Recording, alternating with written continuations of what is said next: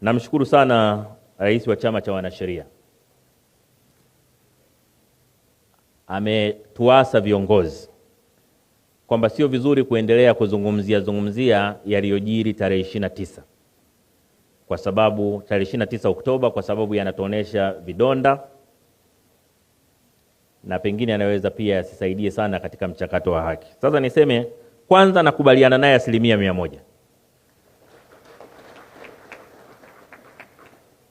Na pili naongezea pale aliposahau kwamba sio viongozi wa serikali peke yake na viongozi wa vyama vya siasa, taasisi za kijamii na wanaharakati.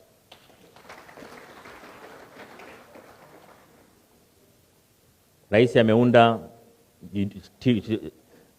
commission ya kufanya inquiry, inaendelea kufanya kazi, kuendelea kuzungumzia kwa viongozi wa serikali, wa taasisi za kijamii, vyama vya siasa, wanaharakati, kuendelea kuongelea nje ya mfumo wa kisheria uliowekwa kwa jambo hili ni kutolitendea haki taifa letu.